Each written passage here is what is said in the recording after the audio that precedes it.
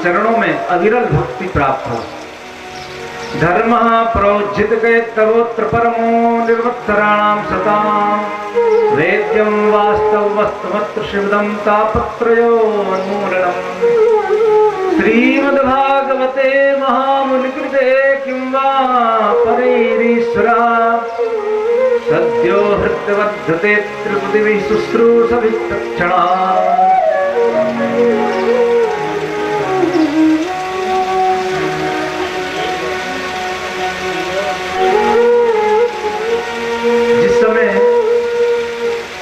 हम कथा सुनने के लिए मन बनाते हैं। अभी कथा मंडप में प्रवेश नहीं किया, सिर्फ मन बना लिया है। उसी समय सत्यो हृदय, उसी समय तत्क्षण भगवान हमारे हृदय में अवरुद्ध हो जाते हैं। कब? जब हमने मन बना लिया, अभी आए नहीं है।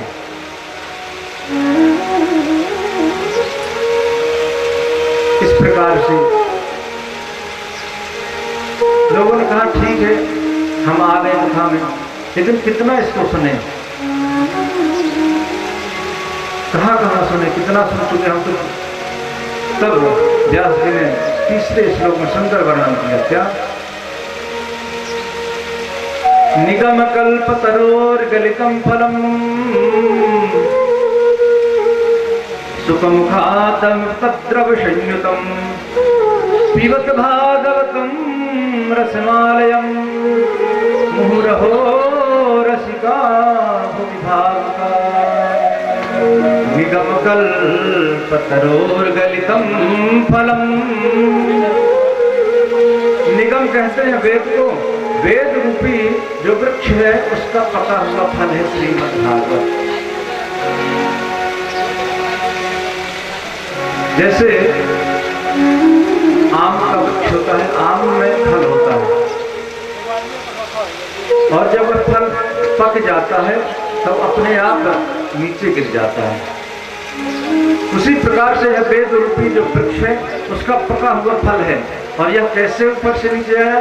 बोले सर्वप्रथम नारायण के द्वारा ब्रह्मा जी के पास आया, और ब्रह्मा के बाद ब्रह्मा के द्वारा नारद जी के पास आया, और नारद जी के द्वारा व्यास जी के पास आया, और व्यास जी के द्वारा नारद जी के द्वारा व्यास जी के पास आया, व्यास जी के द्वारा सुखदेव के पास आया, और सुखदेव के माध्यम से परीक्षित के पास आया, और परीक्षित के माध्यम से सभी समाज को, संपूर्ण समाज को उसका लाभ हुआ। लोगों ने कहा कितना इसको सुने, कितना सुने? बोले आलयम मृत्यु पर्यंत, जब तक जीवन नहीं तब तक सुनते रहे इसको। पिबत भागवतम रसमालयम, जब तक जीवन है तब तक सुने। रसमालयम, इसमें रस ही रस भरा है। कितने बार बोले? मुहुरहो भुविभावुका, बार बार सुने। रस को भुविभावुका, व्यास जी ने और तो सब कहा, लेकिन इसमें दो लोगों को विशेष करके नाम लिया है। रसिको भुविभावुका, रसिक और भावुक लोगों को।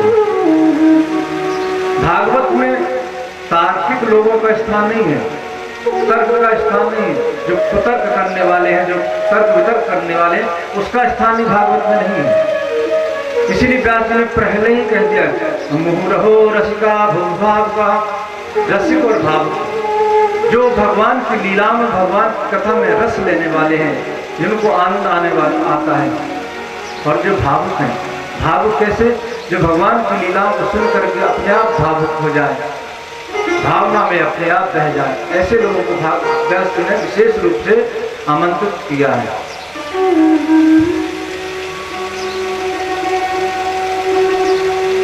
इस प्रकार से एक समय की बात है कि 88,000 ऋषि महात्मा एक ज्ञान सत्र कर रहे थे, और ज्ञान सत्र करते करते करते उनको संतुष्टि नहीं हुई। अब उन्होंने सोचा अगर एक सभी लोग मिलकर के बोलेंगे तो बड़ी आवाज होगी और कुछ सुनाई नहीं पड़ेगा, तो समझ में नहीं आएगा। तो उन सभी ऋषियों ने एक को प्रथम बनाया, उनका नाम था सौनक। इसलिए सौनक जी को प्रथम बनाया, और सौनक जी के कारण सभी को सौनकादि ऋषि कहा गया। और इस प्रकार से शौनक जी को प्रधान प्रश्न प्रारंभ किया। शौनक जी ने कहा, हे सूत जी, अगर आप को अच्छा लगे, आपकी इच्छा के विरुद्ध ना हो, तो हम आपसे कुछ प्रश्न करना चाहते हैं। सूत जी ने कहा, बोलिए क्या प्रश्न करना चाहते हैं, क्या पूछना चाहते हैं?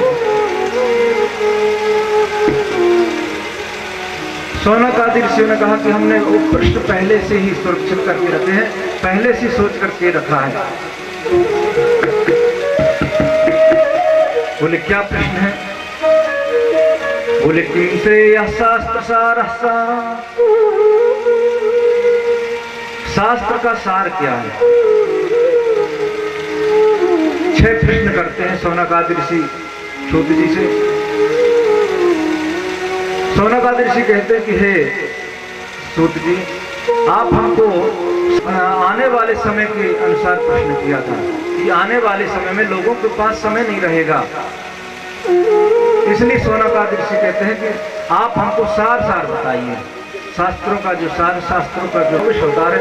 तो भगवान के अवतार क्या है, कितने अवतार हैं?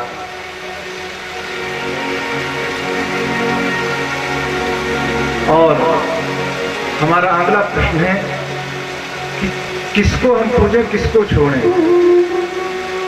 किस देवता की आराधना करने से सभी की आराधना हो जाए।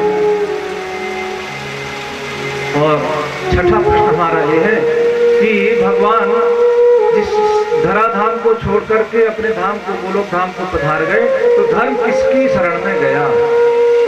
ब्रूहयोगेश्वरे कृष्णे ब्रह्मण्ये धर्मवर्मणि स्वाम काष्ठा मधुनोपेते धर्मः संसरणं गता। धर्म किसकी शरण में गए उस समय जब भगवान इस धराधाम को छोड़ करके गए? ये हमारे प्रश्न हैं। अगर आपको उचित लगे तो हमारे प्रश्नों का आप समीचीन और सुंदर उत्तर देने का की कृपा करें। सूत जी ने कहा, ऋषि आपके प्रश्न बहुत ही सुंदर है।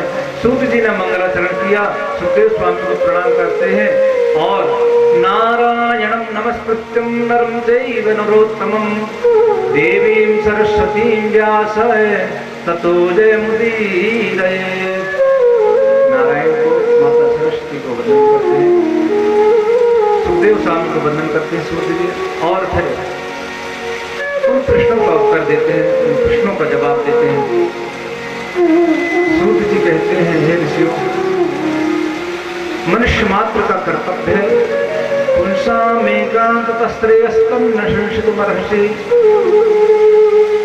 मनुष्य मात्र का कर्तव्य है कि नारायण के, भगवान के चरणों में अविरल भक्ति प्राप्त हो जाए। सबे पुंसां परो धर्मो यतो भक्ति रथोक्षजे अहेतुक्या प्रतिहितात्मा संप्रसीदति। भगवान के चरणों में भक्ति हो, और वह भक्ति भी कैसी हो? अहेतु की हो, उसमें किसी प्रकार का हेतु नहीं होना चाहिए, किसी प्रकार की कामना नहीं होनी चाहिए। भगवान कहते हैं, भगवान को बड़ी हंसी आती है जब हम लोग भगवान से मांगते हैं। भगवान सोचते हैं कि देखो इसको शायद पता नहीं है, कि ये सोचता है कि मुझे मालूम नहीं किसी की क्या इच्छा है, इसकी क्या कामना है, इसीलिए मुझसे बार बार मांग रहा है। जिस समय भगवान नृसिंह रूप में प्रकट हुए प्रहलाद के सामने, प्रहलाद को अपनी गोदी में बैठा करके भगवान सिंहदेव पूछते कि बोलो प्रहलाद, तुमको क्या चाहिए? प्रहलाद ने कहा, भगवान मुझे कुछ नहीं चाहिए।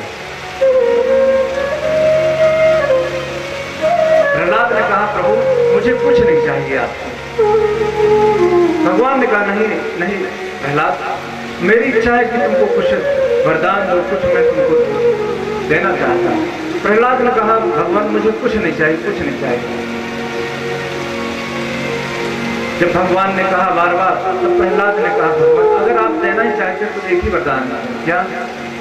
यदि राशि समे कामान वरास्त्वां वरदर्शवा कामानां हृद्य संडोहं भवस्तस्तु वृणे वरम्। भगवान अगर आप मुझे देना ही चाहते तो एक ही वरदान है, क्या? यदि राशि समय कामा, अगर देना ही चाहते तो मेरे अंदर किसी भी प्रकार की कोई कामना ही ना उठे, मांगने की मेरे अंदर कोई कामना ही ना उठे, ऐसी इच्छा है मेरी, ऐसा वरदान आप मुझे दें। जिस समय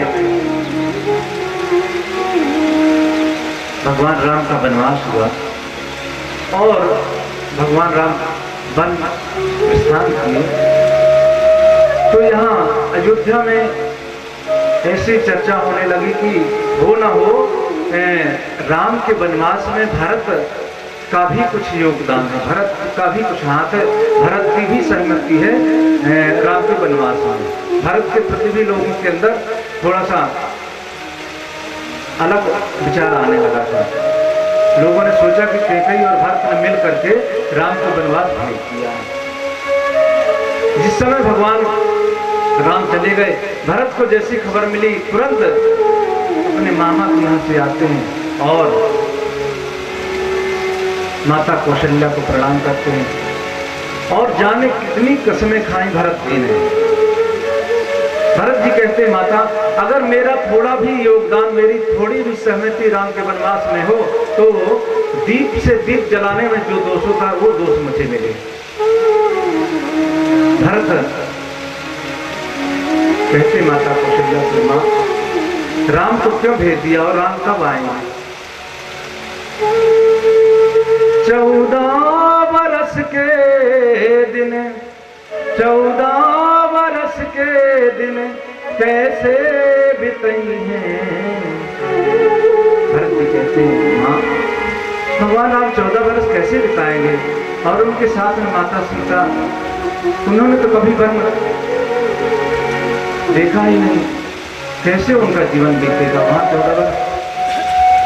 14 बरस के दिन कैसे बिताई बतावा जननी, बतावा जननी राम कहिया ले आई है, बतावा जननी राम कहिया ले आई है, बतावा जननी राम कहिया ले है।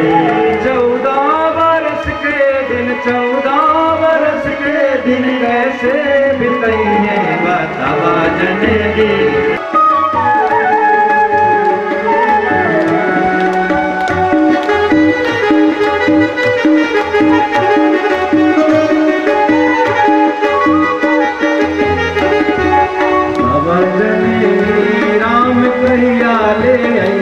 बतावा जननी राम कहिया ले है।